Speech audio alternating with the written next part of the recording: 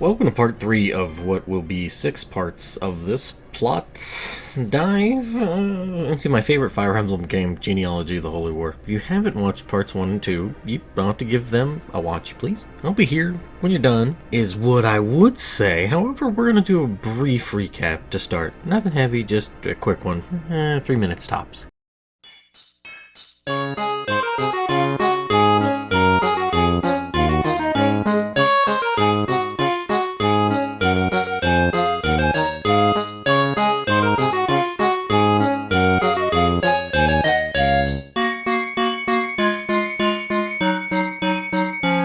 Our boy Sigurd rallies his men to save neighboring Princess Adine, who had been captured due to aggressions from Verdane. They saw Granbell and Isaac's war and thought it was a perfect time to attack. They're a little busy. Anyways, Quan and Ethlin, Sigurd's brother-in-law and sister, respectively, along with Finn, join his cause, as well as Lex and Azel from northern parts of Granmel.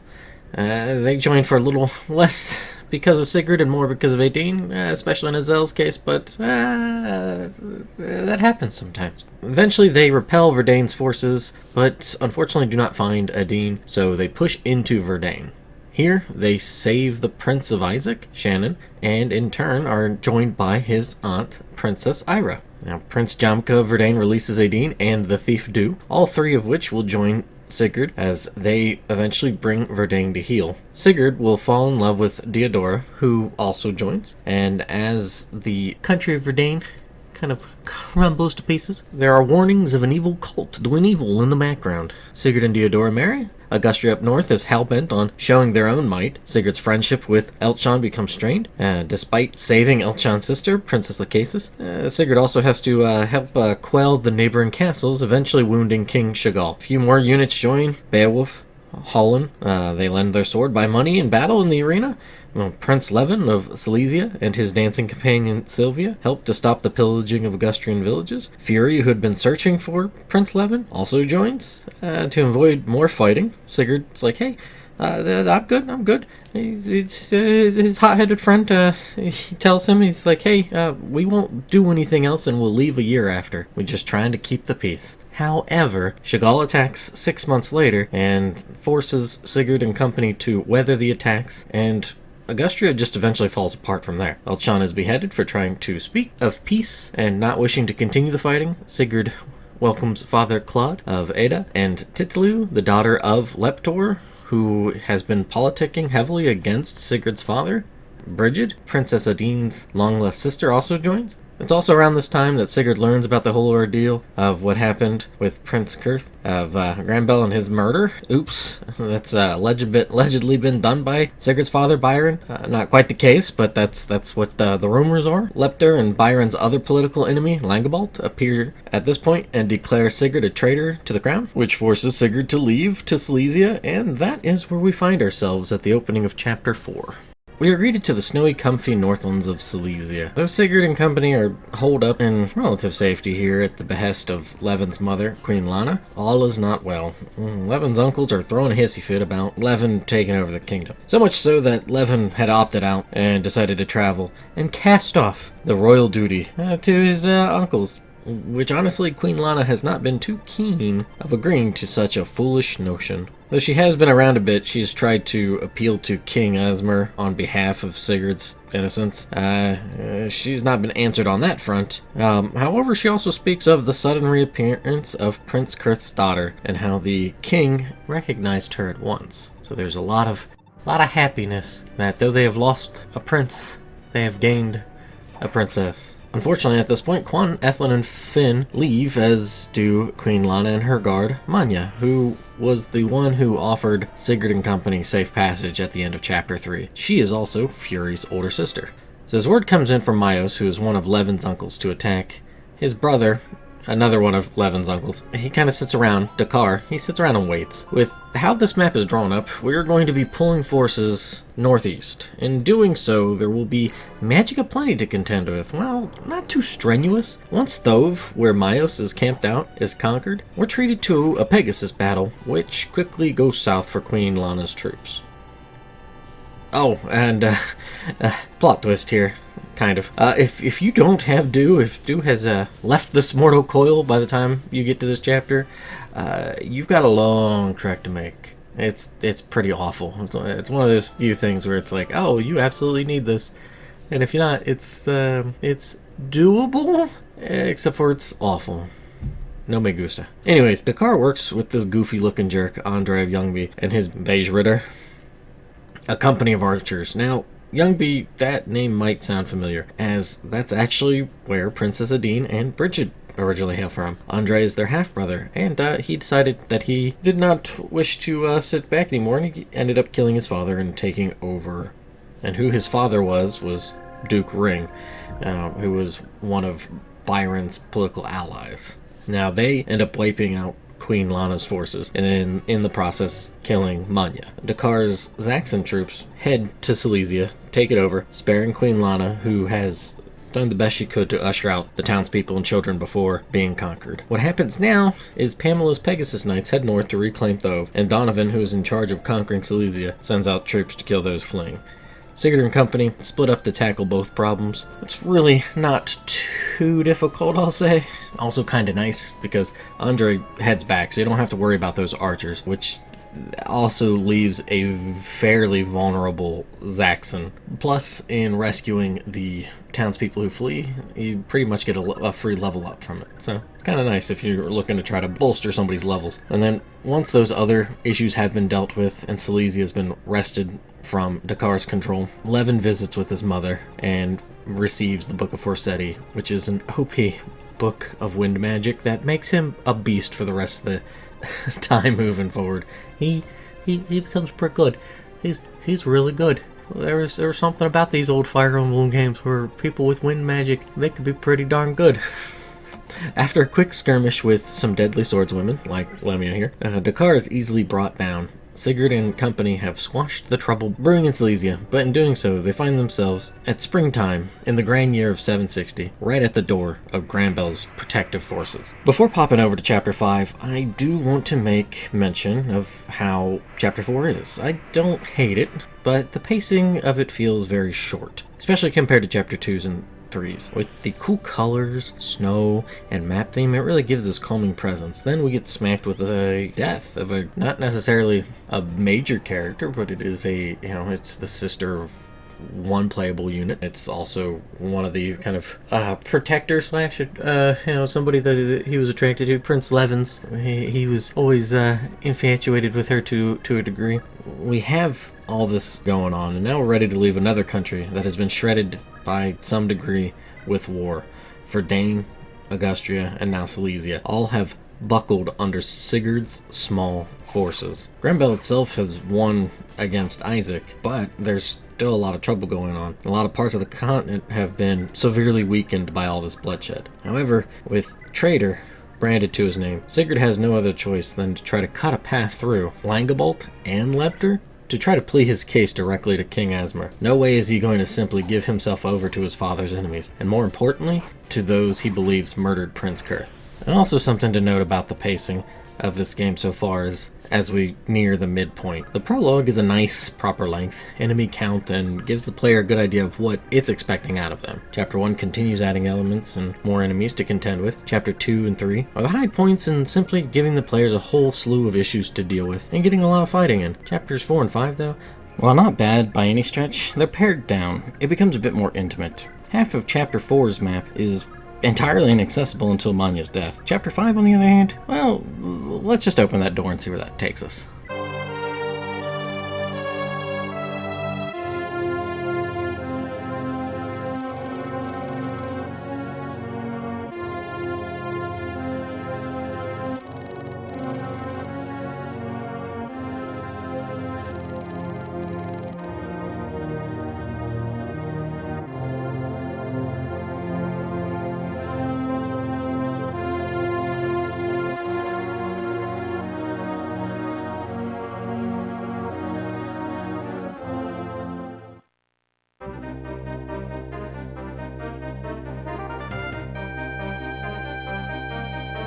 As Sigurd aims to fight his way to Valhalla, we see a wounded lone rider heading west. It's Sigurd's father, Lord Byron, desperately trying to reach his son and pass to him the Tyrfing, which at this point is nothing more than a broken blade. However, thankfully in this game, there's a quick fix of those. Starting up in the north, slightly west of center, Sigurd is set to help this rider while ripping through Langebalt's forces. Before we start this battle of vengeance, we are treated to Arvis meddling. There's no other way to put it. Telling King Asmer that Sigurd's father did in fact kill the prince, witnessed by Leptor and Langebolt. Then we learn what happened to Diodora. She had lost all her memories but her name and was wandering around the castle grounds. She was recognized as being a descendant of Saint Heim due to the markings on her brow. With her memory wiped, she falls in love with Arvis, who in turn becomes enamored with her. King Asmer presses upon Arvis the responsibility of bearing a son with Diodora to inherit the power of Naga and stave off the Dark Lord Lopototsu. The son would eventually become king, while Arvis would serve as the provincial king until then. As King Asmer is well aware, his passing is close at hand. Now, time to bust open that door. Sort of, kind of, not quite. Can't simply let everybody rush eastward. Split the armies up, but have the heavier hitters go east. A lot more to take care of, especially with a wounded Lord Byron, trying to reach his son. Drawing the eastern troops, while stopping the western ones, Sigurd is able to reunite with his father, who gives him the broken Tyrfing, asking Sigurd to restore their family's good name. Now, along with those troops that came westward, Andre goes on the offensive and gets batted down like the annoying gnat that he is. When he passes, he asks that his son Scorpio to avenge him.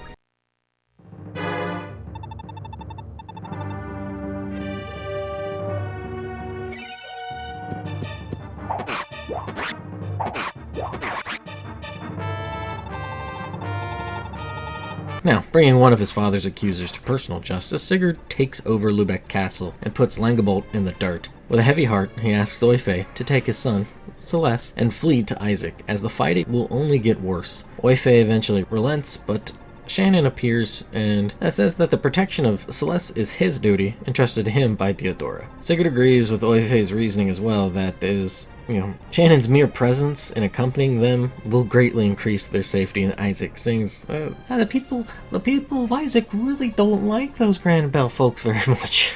Also, we are treated to Arvis and Leptor talking. They will receive word of Langebolt's death. Leptor begins flipping out about it, but Arvis tells him, hey, with our combined strength and with some Thracian mercenaries, it'll be enough. We'll stop Sigurd, since most of Langebolt's and Leptor's troops were sent elsewhere throughout the kingdom with their sons to calm tensions. So they don't even technically have the full might of Granbell. So they're a little strapped for personnel, but Arvis is saying it's fine. We got this. And they talk about this a little bit. So the plan is to make Arvis king while Leptor's family will take over Augustria and Langebolt's family will take over Isaac. With Arvis reiterating this with assurance, Leptor agrees to ready his own troops for battle. Archbishop Monfroy appears, which unnerves Arvis. Monfroy taunts his weakness in allowing Leptor and Langebolt to walk all over. Arvis shoots back that while he does not care that the Lopt sect exists, he has no intention of having the Loptir Empire 2 Electric Boogaloo. That's going to be a no. And he says that, though he carries the blood of the Dark God, it comes from Saint Myra. He was the good one of the two brothers. With his other ancestor being the fire god Fala, Arvis proudly proclaims his aim for the power he will soon wield, that it'll be used to free people of prejudice, where everyone can live without worry of oppression. However, this grand idea, this noble goal, is coming at a hefty cost of so many people perishing, with him openly admitting Sigurd also has to go because of all that he knows. Monfroy mocks Arvis by mentioning he must be worried about Diodora's memories returning, and after Arvis's refutation by stating he and Diodora are madly in love, Monfroy rifles back another barb laced with glee, telling the soon-to-be provincial king to bear a son, as that boy will surely become a fantastic king. Then we see Quan and Ethlin, who decided to bring their daughter Altina, but left their son Leif back with Finn. She decided to do that. They're crossing with a retinue, and they're crossing the Yi Desert, and it looks like things are starting to come up milk. Oh boy.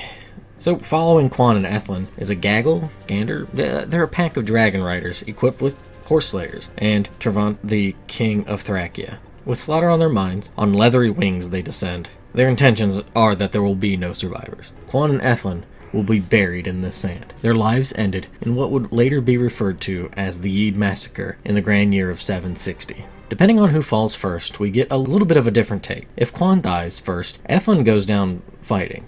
Trifont finds the Gaebolg, and Altena is alive. He takes both and heads back to Thracia, leaving Magorn to help drop Sigurd and his troops. However, if Ethlin dies first, Trifont threatens Altena's life, and Quan tosses the Gaebolg aside and is turned into a pincushion. Trifont eventually finds the Gaebolg and takes it, and Altena as well, back to Thracia, leaving Magorn to wrangle in Sigurd and his crew. Unable to help as a player, and with Sigurd and company completely unaware of what's going on, they trek through the northern parts of the Yi Desert, having to deal with Medio Mages, which ain't fun because they've perched themselves on plateaus. Pretty crappy. It's a bit tough, but more than anything, it's just really slow. You gotta love going through it. However, if you end up fixing the Tyrfing, going into like the castle and getting it repaired, it helps tremendously because it provides Sigurd with plus 20 magic defense. This is such a stupidly good weapon. It's fantastic. Love it. Conquering Fenora puts them so close to home. However, it's at this point that Sigurd is given news of a rout that happened involving Leinster's knights, and how a little girl was captured in the ordeal. Sigurd thinks of the news and greatly suspects that his sister and dear friend and brother-in-law had died in that attack.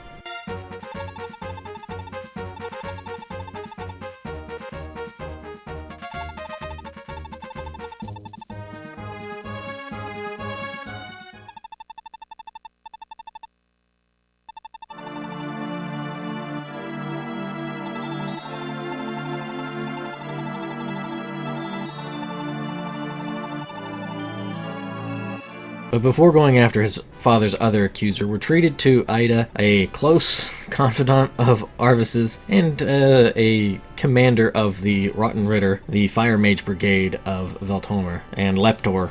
They're speaking. Leptor's flipping out even more so because Sigurd's advancements have not been stymied, and he fears Arvis is just doing nothing but leaving Langebolt and Leptor to die. But Ida assures him that that's not the case. Arvis is just nearly done putting together his plan of attack. But when she leaves, she scoffs at the fact that Leptor really doesn't realize what is about to occur. As Sigurd and company move in to engage, his army is tense. Lots of conversations become available. Couples formed over the course of this campaign will reaffirm their love for one another in their own ways. Many of the guys will ask their wives to leave, but the women are like, no, we're in this together. Even the young thief Du feels how anxious everyone is. Something is off. And as soon as they are within range, Leptor and his forces make a beeline for anyone who is in their sights. Big twist is Ida orders her own troops to leave no survivors and burn Leptor and his units to a crisp. Hell-bent on taking Sigurd down, a movable boss unit is on the prowl. And, this has always been something that whenever it pops up in Fire Emblem, it's kind of like, oh, this is concerning, because, a lot of times the boss units are they're stationary. They're sitting on their little throne, angry, getting plus 30% evasion a lot of times. Healing. No, not this one. He's no, he's no joke. He's equipped with the Divine Thorhammer spell, and honestly, he'll one-shot most of the party. If not all of them, he'll one-shot a good deal of them. He also has high defense and a lot of HP. Oh, and he has that one ability that completely negates damage. Good luck. Swell. However, once he does go down, the remainder of his troops scatter, giving Sigurd a clear path to Ada. When he asks her what's the deal, she says that Arvis knows that both Leptor and Langebolt were conniving and had plotted such evil deeds. Their combined might was simply too much for him to openly act. Then she invites Sigurd and his forces to Valhalla, as Arvis waits for them there. Once their parade arrives, Sigurd exchanges some words with Arvis. He apologizes for the grief the ill king must be feeling, and vows to personally see him and apologize before leaving. However,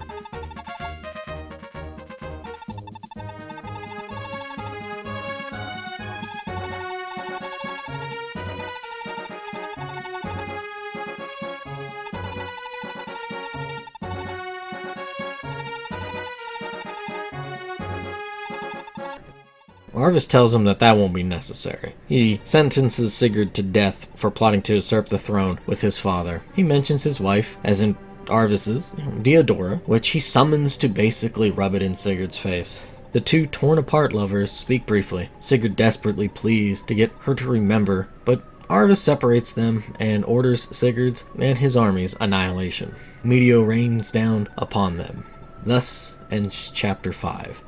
An ambitious man willing to kill even his brother to take the crown. In one felled swoop, Arvis had effectively cut down all other potential rivals. Sigurd may have done a lot of the work, bringing Verdane to heel, subjugating an angry pack of dogs over in Augustria, and pacifying what troubles lingered in Silesia. But his naivete in trusting Arvis cost him his life and the lives of his friends. As we're shown a short memorial of the units from the first half of this game, melancholy medley of map themes from this first generation plays out. It's somber, but one of my favorites.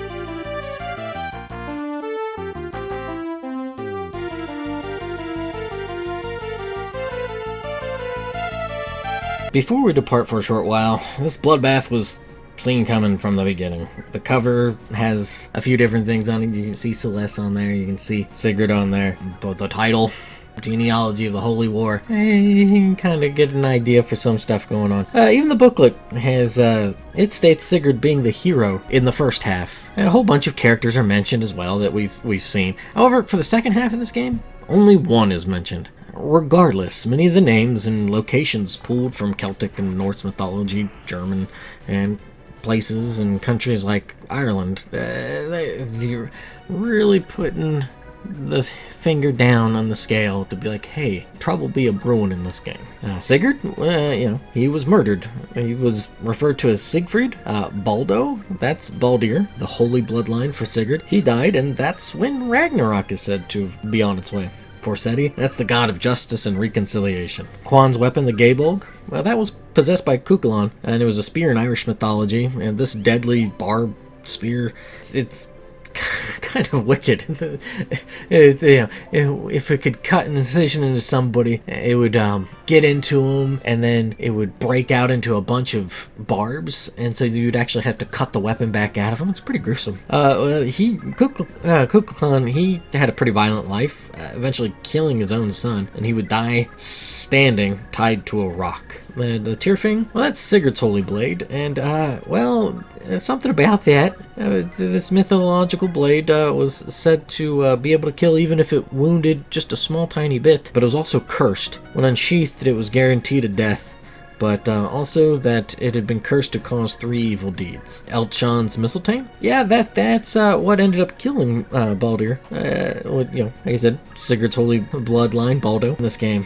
So, oh boy. But that's what I mean. Just a whole lot of links and nods to the deaths, to the die-ins. That's really it. Here's another game in the mid-90s where the baddie wins. Like, it's a gut punch. While not world-ending, nor bringing the world to ruin, the light of the Youngdril continent has been snuffed out. Was it as maturely handled? I don't know. I don't think so. I think it's a little bit clunky, partially because of just the way the game is presented. Doesn't help that Arvis certainly didn't do himself any favors with the whole taunting, presenting Theodora, and just making that one last twist of the dagger. A few extra degrees on Cook with those meteor spells. A little bit much. But to be honest, even after playing through this game all these years, it's still a gut punch to me. It's a bold move to make. Hey player, these cool characters you've worked to help level up, build, and become super awesome, etc., well, they're off the board now. You don't get them anymore. However, how you set those pieces about, how you use them and paired them, that'll come into play for you in the second half of this game. Dilly-dally, and you might be putting yourself behind the 8 ball. However, we'll dive more into what fully that means in part 4. So for now, let's close out part 3, the halfway point for this little mini-series, and the halfway point for Genealogy. We'll retreat, lick our wounds, and come back. And when we return, we'll go over chapters 6 and 7. Thanks for watching, and have a good one.